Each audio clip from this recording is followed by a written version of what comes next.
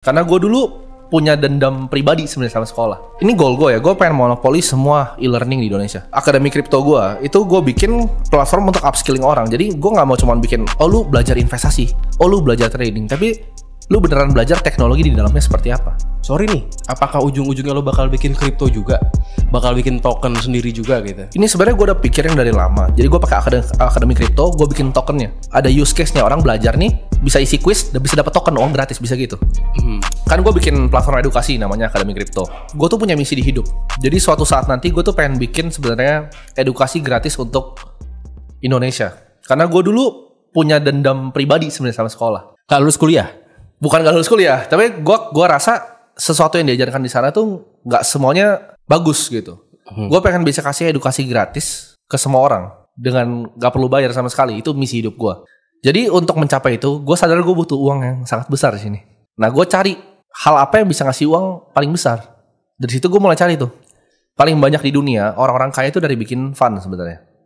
Cuman fund itu ada beberapa. Misalnya kalau orang titip dana, ya, itu kan ada beberapa kesalahan sebenarnya. Kalau misalnya orang yang titip dananya itu tarik lagi, itu bisa bahaya gitu. Sedangkan Warren Buffett itu ketemu namanya permanent capital, di mana uang yang ditaruh nggak pernah balik lagi dengan format asuransi. Jadi gue mau bikin fund yang ini cuman uang gue doang, yang gue gandain sendiri bukunya. Jadi tanpa ada LP, tanpa ada investor sama sekali. Mungkin ke teman-teman lo aja? Nggak ada sama sekali. Purely punya gue. Bentuknya apa kayak venture capital mungkin gitu? Iya, jadi gue ada invest di venture equity, gue ada invest di liquid digital asset. Gitu. Di perusahaan-perusahaan juga? Iya, di perusahaan juga ada. Beberapa. Kayak ada satu di perusahaan consulting blockchain tuh ada. Dan tapi fokusnya di kripto. Jadi mungkin Road Capital ini yang bakal invest ke katakanlah akademi kripto gitu ya? Betul, dan beberapa perusahaan lainnya lah. Kalau sekarang gue fokus di kripto ya, karena gini, kenapa gue bikin banyak ibaratnya platform e-learning. Jadi gue pelajarin market e-learning ini market yang sangat besar. Startup yang paling besar di India itu namanya Byju kan. Bahkan dia lebih besar valuationnya dibanding yang fintech atau yang kayak Gojek di sana. Dan itu platform cuma ngajarin les-lesan bimbel untuk matematika, fisika, coding, bahasa. Gue liat market e-learning ini besar. Jadi riset terakhir yang gue baca 2030 itu sampai $1 triliun. Jadi gue lihat bahwa bisnis itu ada beberapa bro yang bisa kasih uang dan gak pernah balik lagi. Satu itu edukasi, kampus, sekolah, e-learning. Dua itu ada asuransi di mana ada float di sana. Dan yang ketiga itu kita gak bisa dapetin ya pajak. Cuma 3 bisnis ini yang bisa tahan tuh sebenarnya lama banget. Institusi yang gue lihat tahan 400 tahun tuh gak banyak. Kayak bank tuh sedikit banget yang bisa tahan selama 400 tahun. Tapi Harvard tuh tahan dari 1600 sampai sekarang. Karena formatnya adalah edukasi. Lu bayar ilmu, uangnya dipakai di endowment dia. Jadi itu format yang gue mau tiru. Dari e-learning, gue taruh di endowment gue di fund. Dan marginnya gede. Dan marginnya gede banget. Karena gak ada modal kan. Modalnya cuma server aja gitu kan. Modalnya server dan ya production content. Jadi itu yang gue lihat sih di industri. Itu kenapa lu gandeng Ogut ya? Iya, itu gue gandeng Ogut karena jadi ini goal gue ya. Gue pengen monopoli semua e-learning di Indonesia. Semuanya. Jadi gue akan mau bikin juga nanti kalau bisa yang matematika sederhana, fisika. Tapi kan ada kayak yang udah gede-gede nih, yang di backing sama perusahaan gede kayak contoh Zenius lah atau apa sih gue lupa. Yang Ruang Guru yang Belva Devara itu. Iya. Gak mungkin lah lo bisa monopoli. Gini, mereka itu ambil segmen yang sebenarnya K-12 education. Tapi kalau kita lihat sekarang, nggak mungkin di monopoli, nggak juga. Kalau dibilang mereka semua masih minus sekarang. Kalau Ruang Guru, gue nggak tahu. Kalau Zenius harusnya masih minus ya. Itu kan dia keluarin cost yang luar biasa besar. Dan sekarang problemnya adalah ujian akhirnya kan udah ditiadakan. Jadi orang insentif untuk pakai mereka itu sudah lebih kecil.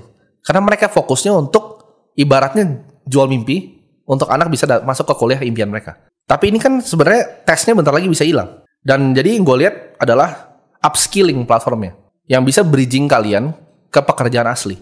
Ini yang lo nih. Ini yang kosong menurut gue. Ini yang kayak sekolah jalanan yang lo bikin. Jadi akademi kripto gue itu gue bikin platform untuk upskilling orang. Jadi gue nggak mau cuma bikin, oh lu belajar investasi, oh lu belajar trading, tapi lu beneran belajar teknologi di dalamnya seperti apa. Jadi gue cari pengajar-pengajar terbaik bahkan dari kampus-kampus di luar negeri untuk bawa materinya ke Indo. Karena gue lihat nggak ada kampus yang bisa ngajarin.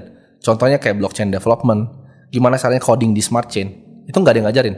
Kalau kalian bisa ngerti bikin teknologinya beneran, itu kalian bisa pakai ke depannya seperti itu. Jadi ini akademi kripto nih? Akademi kripto. Jadi bukan cuma sekedar belajar tentang kripto, tapi juga develop. Iya, target gue kesana. Oh, bukan cuma sekedar jadi trader atau investor? Bukan. Enggak. Ya? Tapi bener-bener konsep fundamentalnya, kayak kriptografi itu seperti apa awalnya. Lo ngerti? Bukan gue yang ngajar. Tapi lo ngerti ya? Oh, gue ngerti. Tentang kripto general kali ya? Oh, kalau gue ngerti lebih tentang general. Gue lebih ngerti kripto general dan investingnya. Sorry nih, apakah ujung-ujungnya lo bakal bikin kripto juga? Bakal bikin token sendiri juga gitu? Ini sebenarnya gue udah pikirin dari lama. Cuman kayaknya sih enggak ya. Karena ada banyak problem dalam launching suatu token. Takut gitu. blunder ya? Bukan blundernya sih, tapi gini. Token itu agak kompleks bro, karena misalnya gue bikin suatu token yang bener-bener revenue back nih. Jadi gue pakai akademi kripto, gue bikin tokennya. Ada use case-nya, orang belajar nih, bisa isi quiz dan bisa dapat token, uang gratis, bisa gitu. Tapi problemnya adalah token ini global bro. Contoh, kalau saham Indonesia itu bisa diakses secara global dengan gampang, akan lebih susah maintain harganya. Jadi kalau gue bikin suatu token nih, uang untuk jagain gue butuh berapa? Karena bisa jadi ditembak sama trader luar negeri gitu. Dia ngeliat ini asik nih, gue goreng nih. Misalnya harga misalnya simpel ya, harganya 1.000 nih bro. Terus misalnya naik nih, sampai 10.000 10 kali. Ada orang nembak gitu. Itu untuk maintainnya susah. Karena orang Indonesia kalau lihat token naik gitu, apalagi nama gue, dia akan beli di 10.000. Padahal gue gak pernah suruh beli. Ini utility token doang. Buat lo belajar dapat duit mungkin gitu. dia mikir akan naik nih. Dia mikir akan naik. Dia beli 10.000, misalnya naik ke 12.000, orang yang tadi nembak buang. Gue yang akan dikira yang goreng barangnya. Dan ini gue gak bisa kontrol. Jadi gak bakal ya? Jadi gue gak akan bikin. Kalau asik kenapa tuh kira-kira dia jadi kayak begini gitu? Itu gara-gara ditembakin bandar kah maksudnya? Enggak, kalau itu agak sedikit berbeda ya. Jadi kalau token itu kan harus ada use case-nya, fungsinya untuk apa. Kalau di e-learning itu udah banyak di luar negeri. Jadi lu belajar beneran, lu ngisi suatu PR, lu bisa dapat token. Jadi learn to earn. Tapi kalau asik sih itu gue lihat dari white paper-nya ya.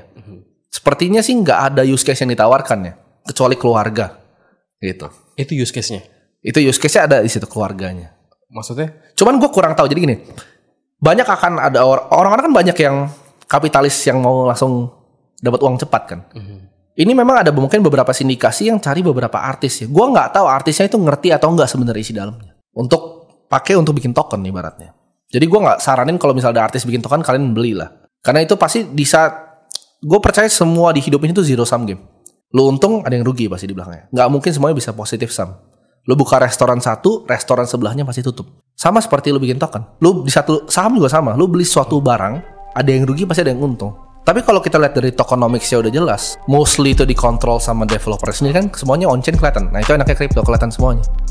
Distribusinya nggak rata.